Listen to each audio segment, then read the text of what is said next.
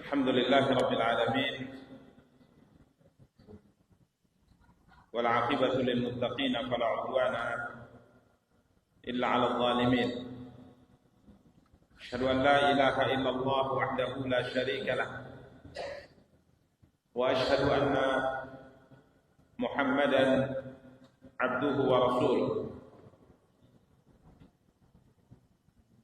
Salawatu rabbi wa salamuhu alaihi wa ala alihi wa ashabihi wa man ihtada bihadihi wa istanna bisunnatihi ila yaumiddin wa sallama tasliman katsira, amma ba'du.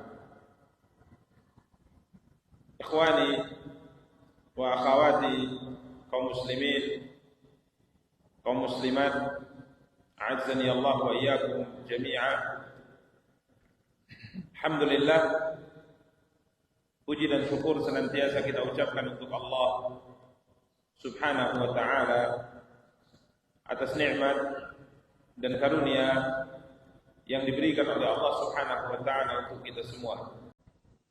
Salawat beserta salam semoga senantiasa dilimpahkan oleh Allah Subhanahu wa ta'ala untuk junjungan dan panutan kita Nabi Allah yang mulia Muhammad.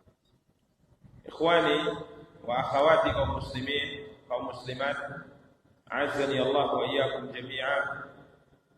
Biiznillah, pada kesempatan yang berbahagia kali ini kita akan kembali melanjutkan kajian dan pembahasan kita, mencoba untuk membaca dan menjelaskan kitab Tauhid karya Al-Imam Muhammad bin Abdul Wahhab rahimahullahu ta'ala, yang pada pertemuan yang lalu alhamdulillah kita telah mulai membahas bab ma jaa fil istisqa' bil anwa'. Kita mulai membaca dan menjelaskan tentang bab al-istisqa' bil anwa'. Babun ma jaa fil istisqa' bil anwa'. Bab penjelasan tentang al-istisqa' bil anwa'. Istisqa' telah kita jelaskan pada pertemuan yang lalu, maknanya adalah meminta hujan, atau juga bisa diartikan menisbatkan turunnya hujan kepada bintang, meminta hujan kepada bintang, atau menisbatkan turunnya hujan kepada bintang. Para ikhwah dan para akhwat yang dimuliakan oleh Allah Subhanahu wa ta'ala, penulis membawakan beberapa dalil berkaitan dengan meminta hujan kepada bintang. Tentunya secara otomatis tatkala seseorang meminta turunnya hujan kepada bintang, ia berkeyakinan bahwa bintang tersebut adalah yang mampu menurunkan hujan. Dalil yang pertama yang beliau bawakan adalah firman yang difirmankan oleh Allah Subhanahu wa ta'ala dalam surat Al-Waqi'ah ayat 82, di mana Allah Subhanahu wa ta'ala berfirman, a'udzu billahi minasyaitonir rajim, wa taj'aluna rizqakum annakum tukadzibun. Dan kamu menjadikan rizqakum, rezeki yang Allah Subhanahu wa ta'ala berikan kepadamu, annakum tukadzibun, ya, dengan mendustakannya. Allah Subhanahu wa ta'ala menjelaskan dalam ayat yang mulia ini bahwa ada sebahagian manusia membalas rezeki yang Allah Subhanahu wa ta'ala berikan kepada mereka dengan mengkufuri, dengan mendustakannya. Sebagian para ulama menjelaskan bahwa makna rezeki yang bentuk syukurnya adalah dengan mengingkari Allah Subhanahu wa taala. Bentuk syukurnya adalah dengan mengingkari rezeki tersebut datangnya dari Allah Subhanahu wa taala adalah hujan. Jadi hujan itu adalah rezeki yang Allah SWT turunkan kepada manusia. Yang seharusnya manusia mensyukuri hujan tersebut karena Allah yang memberikannya. Hendaknya mereka berkeyakinan bahwa hujan ini yang menurunkannya adalah Allah Subhanahu wa taala. Akan tetapi mereka tidak melakukan hal demikian. Jadi mereka menjadikan rezeki hujan yang Allah Subhanahu wa taala anugerahkan kepada mereka, bentuk syukurnya adalah dengan mendustakannya, yakni menisbatkan hujan ini diturunkan karena sebab bintang-bintang tertentu. Ini salah satu di antara tafsir para ulama berkaitan dengan makna daripada rezeki yang dimaksudkan dalam surat Al-Waqiah ayat 82, walaupun ada sebagian para ulama yang berpendapat bahwa rezeki yang dimaksudkan di sini adalah ilmu atau Al-Qur'an itu sendiri. Wa taj'aluna rizqakum annakum tukadzibun, dan kalian menjadikan rezeki yang Allah berikan kepada kalian dengan mendustakannya. Yani Al-Qur'an ini adalah rezeki. Bahkan Al-Qur'an merupakan rezeki terbesar, karunia terbesar yang Allah anugerahkan kepada manusia. Ya, Allah turunkan kepada manusia rezeki Al-Qur'an, khususnya kepada orang-orang Quraisy di zaman itu. Akan tapi rezeki yang besar, karunia yang besar yang Allah berikan kepada mereka saat itu, yang di Al-Qur'an, dibalas dengan apa? Mendustakan Al-Qur'an tersebut, dengan mengatakan bahwa Al-Qur'an itu tidak benar. Al-Qur'an itu buatan Muhammad. Ini tafsir yang kedua. Walaupun tafsir yang kedua ini adalah tafsir yang paling banyak dinukil oleh para ulama ahli tafsir.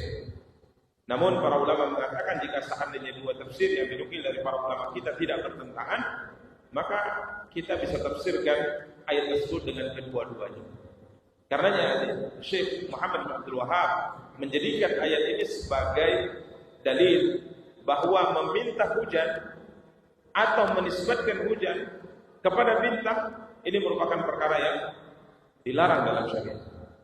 Bahkan jika seandainya berkeyakinan bahwa bintang itulah yang menurunkan hujan, maka keyakinan ini menyebabkan seorang keluar dari Islam. Berarti berkeyakinan ada yang berkehendak, ada yang memiliki kuasa di alam semesta selain Allah Subhanahu wa taala. Ya, padahal Allah Subhanahu wa taala dengan tegas mengatakan bahwa hujan itu yang menurunkannya adalah Allah Subhanahu wa taala. Maka tatkala ada seorang yang berkeyakinan bahwa hujan ini turun karena bintang tertentu atau dialah yang menurunkan hujan tersebut, maka keyakinan ini menyebabkan seorang keluar dari Islam, kufur kepada Allah Subhanahu wa taala, meyakini di sana ada Sang Pencipta di alam semesta selain Allah Subhanahu wa taala. Dan kalau seandainya ia meyakini bahwa hujan tersebut adalah Allah yang menurunkannya, tapi dengan sebab bintang, maka ini adalah syirik kecil. Karena ia telah menisbatkan sesuatu kejadian kepada sesuatu yang bukan sebab, baik secara syar'i maupun secara qadar. Ya, ini para ikhwah dan akhwat yang dimuliakan dan dirahmati Allah. Karenanya Syekh Muhammad bin Abdul Wahhab menjadikan ayat ini sebagai dalil dalam bab ini bahwa meminta hujan kepada bintang merupakan perkara yang dilarang dalam syariat, dan menisbatkan turunnya hujan kepada bintang-bintang tertentu ini merupakan perkara yang juga dilarang dan diharamkan dalam syariat Islam. Demikian para ikhwah dan akhwat yang dimuliakan dan dirahmati oleh Allah Subhanahu wa taala. Insyaallah ayat ini nanti akan lebih jelas penjelasannya tatkala Nabi kita yang mulia sallallahu alaihi wasallam pada satu riwayat, dan ini dalil yang ketiga insyaallah yang akan kita baca nanti, berkata di saat turun hujan pada malam itu, kemudian Rasulullah SAW paginya berkata, ya Allah Subhanahu wa taala berfirman, pagi ini ada di antara hambaku yang beriman kepada aku setelah turun hujan dari malam, kata Allah, dan pagi ini ada di antara hambaku yang beriman kepada aku. Siapa yang tidak beriman, yang kafir, yakni yang menisbatkan hujan tadi malam kepada bintang. Ya, sedangkan yang beriman kepadaku yang berkata muftirna bi fadlillah wa bi rahmatih. Kita mendapat hujan atau turun hujan tadi malam murni karena karunia Allah dan rahmatnya ini menisbatkan pujian tersebut kepada Allah Subhanahu wa taala, insyaallah nanti pada dalil yang ketiga. Kemudian penulis membawakan dalil yang kedua dalam bab ini, hadis sahabat yang mulia Abu Malik Al-Asy'ari radhiyallahu anhu. Hadis ini diriwayatkan Imam Muslim dalam sahihnya. Beliau berkata, anna Rasulullah sallallahu alaihi wasallam qala, sesungguhnya Rasulullah sallallahu alaihi wasallam bersabda, arba'un fi ummati min amri jahiliyah la yatrukunahum. Ada 4 perkara pada umatku dari kebiasaan orang-orang jahiliyah yang tidak ditinggalkan oleh mereka. Jadi ada 4 perkara, ya, 4 perbuatan, yang mana 4 perkara dan perbuatan ini adalah perkara dan perbuatan yang biasa dilakukan oleh masyarakat jahiliyah. Maksud dengan masyarakat jahiliyah adalah masyarakat sebelum datangnya Islam. Disebut dengan jahiliyah. Jahiliyah artinya kebodohan. Karena di masa itu sebelum datangnya Islam, ini masa fatrah, masa tenggang antara mulai hilangnya ajaran Nabi Isa alaihi salam di tengah manusia, ya, dan sebelum munculnya atau lahirnya atau diutusnya Nabi kita yang mulia sallallahu alaihi wasallam, ini disebut dengan masa fatrah. Ini masa tenggang, di mana di masa ini manusia secara menyeluruh di atas muka bumi berada di atas kebodohan. Hampir bisa dikatakan bahwa cahaya kebenaran di saat itu hampir padam. Maka Nabi kita yang mulia sallallahu alaihi wasallam pernah bersabda, saat itu Allah melihat hambanya di atas muka bumi, manusia di atas muka bumi, maka Allah murka kepada mereka semua, illa baqaya min ahli kitab, kecuali segelintir kecil dari ahli kitab yang mereka masih berpegang dengan ajaran Nabi Isa alaihissalam. Dan itu bisa kita lihat pada kisah panjang yang diceritakan oleh Salman Al-Farisi radhiyallahu ta'ala. Setelah beliau keluar dari agama Majusi, melihat agama Nasrani, kemudian berhasil sampai ke negeri Syam, kemudian bertanya kepada penduduk di negeri Syam, siapakah ahli ilmu dari penganut agama Nasrani yang ada di negeri, maka ditunjukkan. Dan dia terus berpindah dari satu tokoh agama Nasrani saat itu, dari satu tokoh ke tokoh berikutnya, yang mana setiap dia meminta arahan kepada tokoh yang sudah hendak meninggal dari gurunya yang beragama Nasrani, maka dia mengatakan masih ada satu orang. Kemudian terkala meninggal masih ada di sana, sampai terakhir kali guru terakhir kali mengatakan tidak ada lagi. Tidak ada lagi orang yang berada di atas keyakinan dan amal yang kami lakukan. Karena semua orang sudah rusak, semua orang sudah meninggalkan agama. Kalaupun saat ada tokoh-tokoh agama saat itu, ini agama yang dibuat-buat oleh mereka. Ya, sampai akhirnya guru terakhir yang beragama Nasrani itu mengatakan kepada Salman Al-Farisi, namun anakku, ini adalah zaman akan munculnya Nabi akhir zaman. Sudah tidak ada. Maka disebutkan dalam riwayat, Allah melihat kepada manusia saat itu, maka Allah murka kepada mereka semua, kecuali segelintir kecil dari kalangan ahlul kitab. Baqaya, sisa-sisa daripada alim ulama yang masih berpegang dengan Alkitab saat itu. Ini masa jahiliyah. Karena kalau saat ini kita buka lembaran sejarah, apa yang mereka lakukan di masa jahiliyah luar biasa. Ya, mengenaskan, luar biasa mengerikan. Hukum riba yang berlaku. Hukum riba yang berlaku. Menyembah berhala, menindas, merampok, berzina, mencuri, dan semua keburukan mereka apa? Lakukan. Semua keburukan mereka lakukan. Ini masa jahiliyah. Dan alhamdulillah masa jahiliyah ini berakhir dengan datangnya Islam. Merubah arah tujuan hidup manusia 180 derajat. Ya, ini masa jahiliyah. Masa sebelum datangnya apa? Islam. Sehingga Nabi kita yang mulia sallallahu alaihi wasallam berusaha semaksimal mungkin dengan perintah dari Allah dan bimbingan dari Allah untuk mengikis sifat-sifat jahiliyah dari umatnya. Beliau kikis perlahan-perlahan, beliau ingatkan ini perkara jahiliyah, ini perkara jahiliyah, ini perkara jahiliyah. Artinya Nabi tatkala bersabda dengan sabda seperti ini, maksudnya mengingatkan kita jangan sampai kita kembali terjerumus melakukan kebiasaan orang-orang jahil. Ini maksudnya. Maka kadang-kadang Nabi SAW menegur beberapa sahabat dengan teguran keras terkait dengan perbuatan jahiliyah. Suatu hari pernah ada dalam sebuah perjalanan di Ghazwah Bani Mustalik atau Ghazwah Muraisi, terjadi sedikit permasalahan antara Muhajirin dengan orang Ansar. Ya, sebuah mata air di daerah tersebut, orang Muhajirin mengutus utusannya untuk mengambil air kebutuhan mereka, orang Ansar mengutus utusan mereka untuk mengambil air tersebut. Jadi dua orang Muhajirin, satu Muhajirin, satu Ansar berebut mengambil air. Ya, kiranya karena berebutan berdua orang ini, wajar. Akhirnya manusiawi terjadi apa? Pertengkaran antar mereka.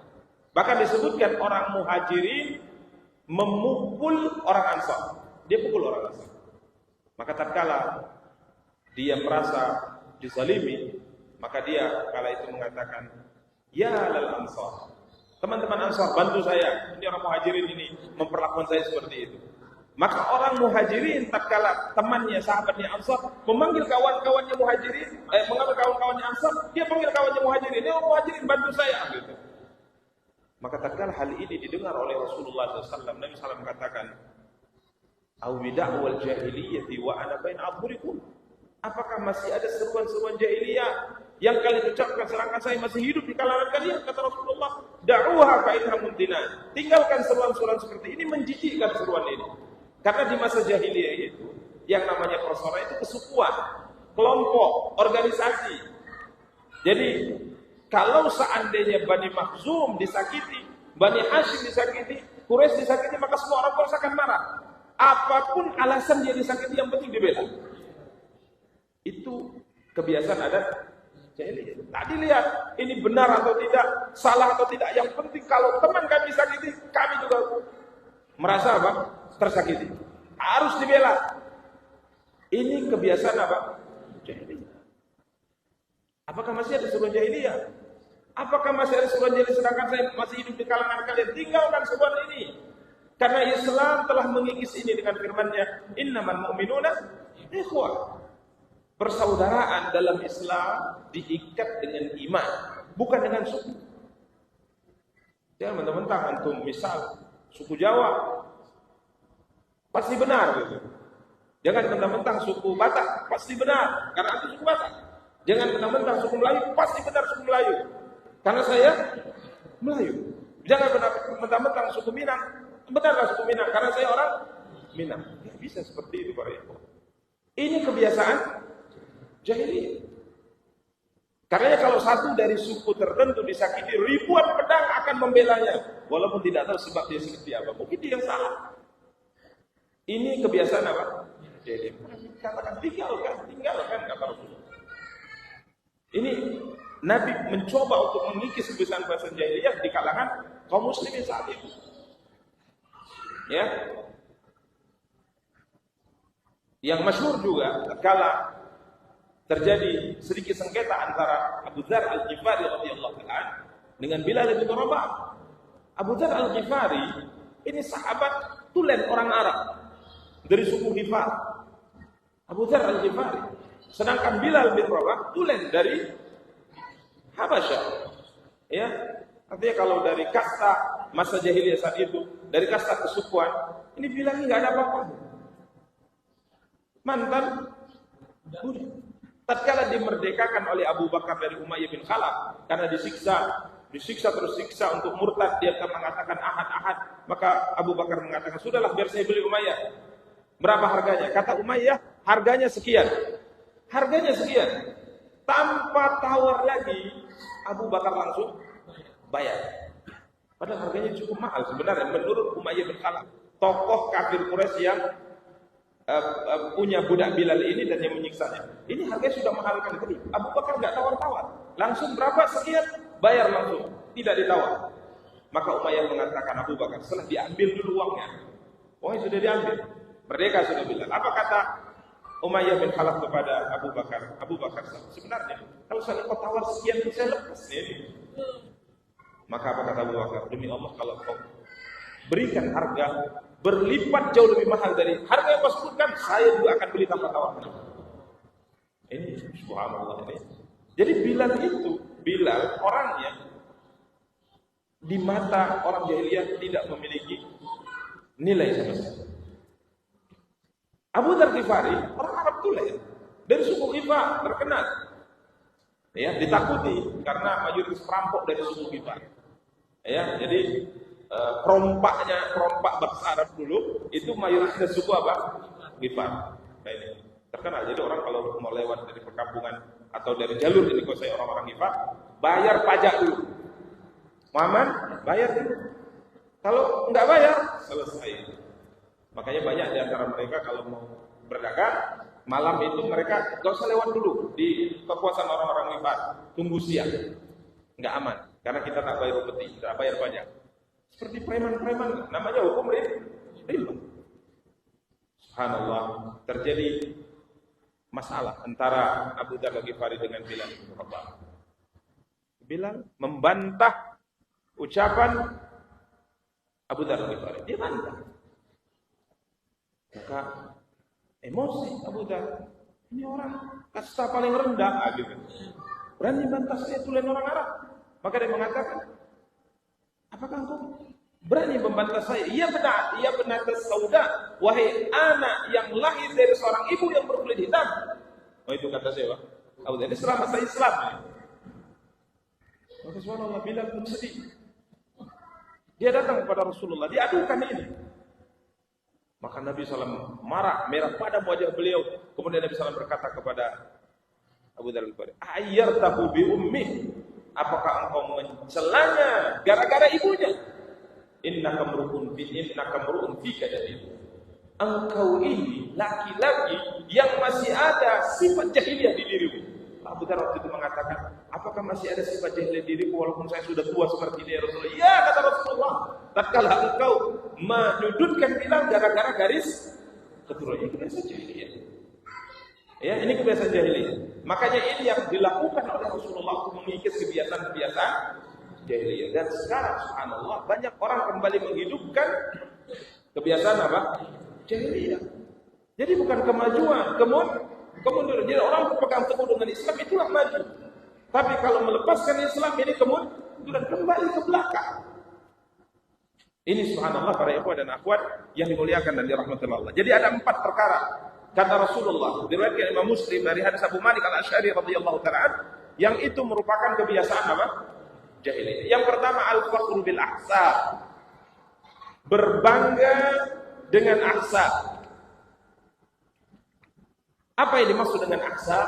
Ahsab itu mayoritas para ulama lebih mensyarah kata ahsab dengan garis keturunan, nenek moyang. Jadi berbangga dengan keturunan, berbangga dengan sesuatu yang dimiliki oleh dirinya atau dimiliki oleh nenek moyang. Para ikhwah dan akhwat yang dimuliakan dan dirahmati oleh Allah Subhanahu wa taala. Sehingga kebiasaan jahiliyah itu mengatakan bapakku, kakekku, kabilahku, sukuku. Ini kebiasaan jahiliyah.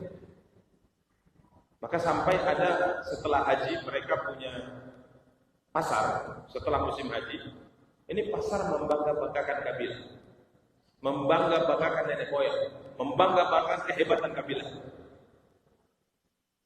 Makanya Allah SWT berfirman, "Fa idza hafadtum min arafatin fadhkurullaha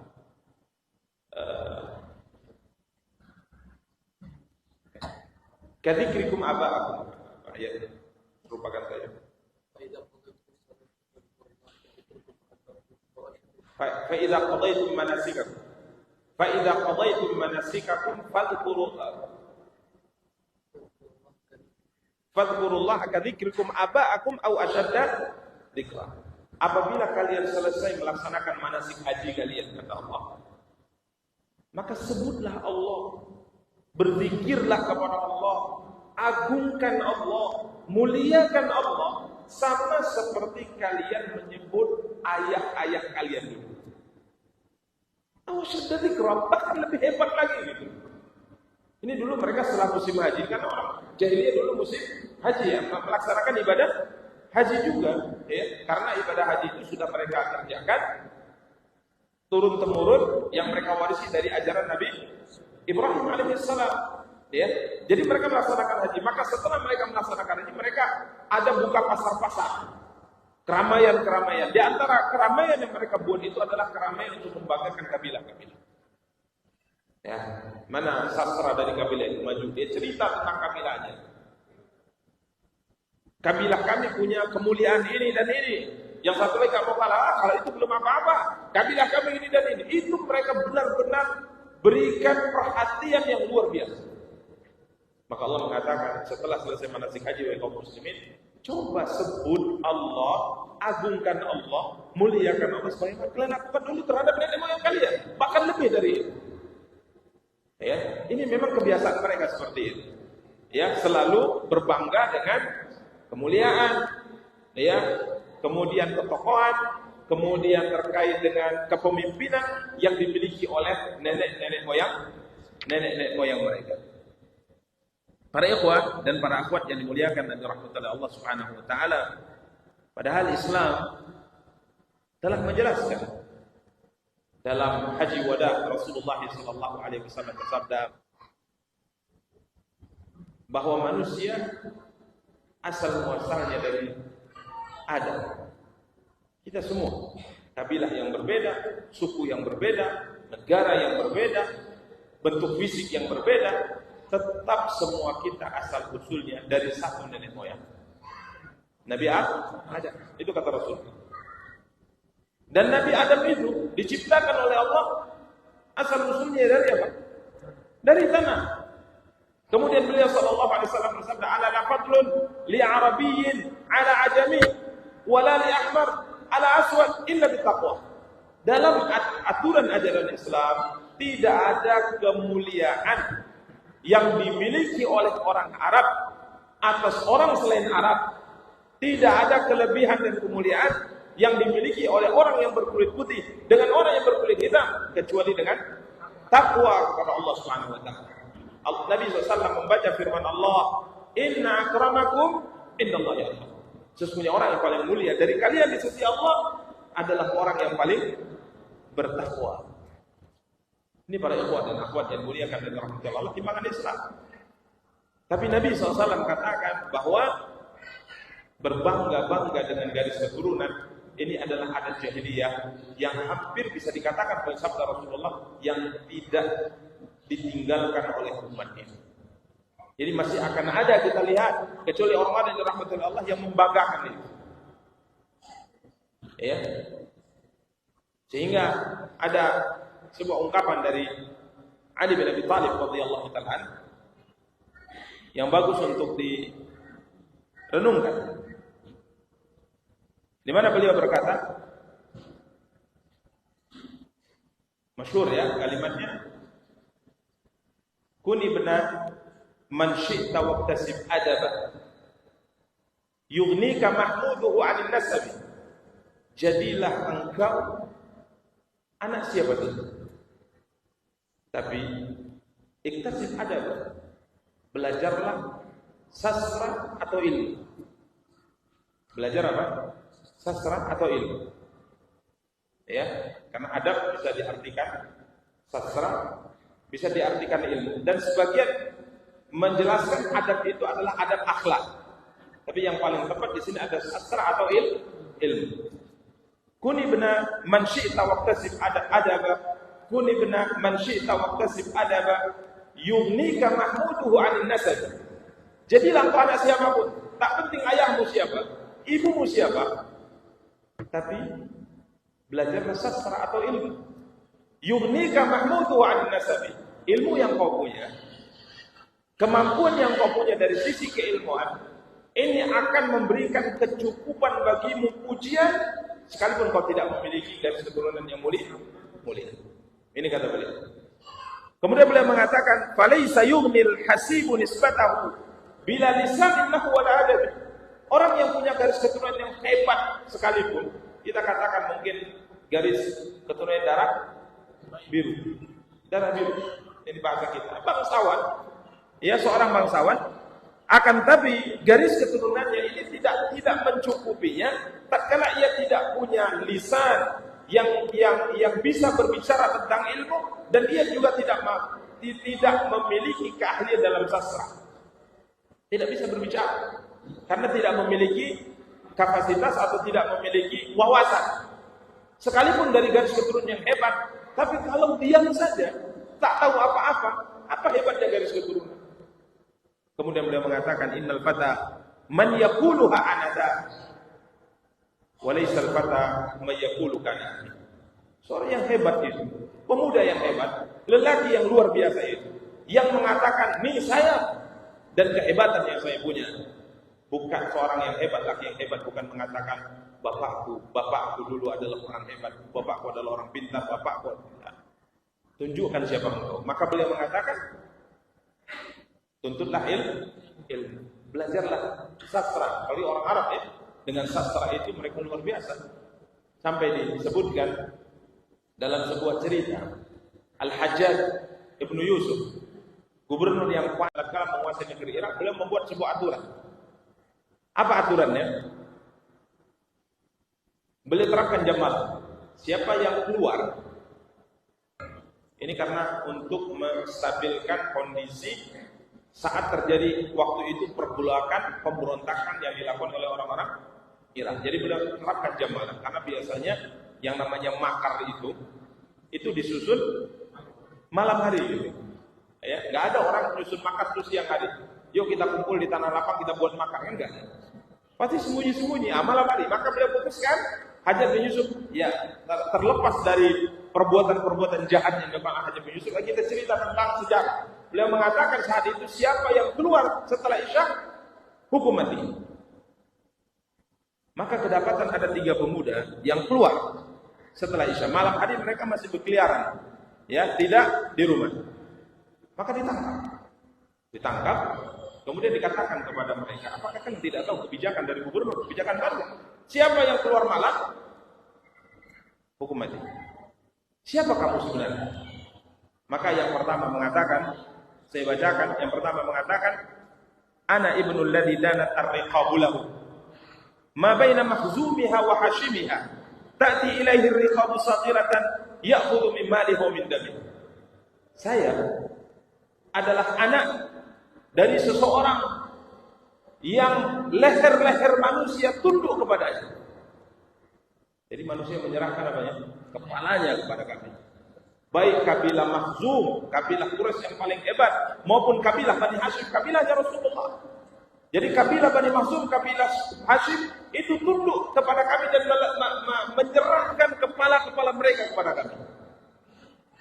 Ta'ti ilaihi riqabu saghiratan, ya, di mana leher-leher mereka tunduk kepada kami dalam keadaan hina-hina. Ya'khudhu min maliha wa min damiha, di mana kami dengan mudah mengambil harta mereka dan darah mereka. Ini kata pemuda ini. Tahu antum? Kehebatan dia berbicara menunjukkan akan keluasan ilmunya. Kiranya maksud dia bahwa saya adalah anak dari keluarga yang leher-leher manusia baik Bani Makhzum maupun Bani tunduk kepada kami. Kemudian hina-hina di hadapan kami dan kami bisa mengambil harta dan darah mereka. Rupanya dia adalah anak dari keluarga tukang bekam. Tukang bekam, kan lihat tukang bekam. Orang yang kalau mau dibekam, dia ditundukkanlah lehernya, ditundukkanlah kepalanya. Enggak ada orang bekam melawan, enggak.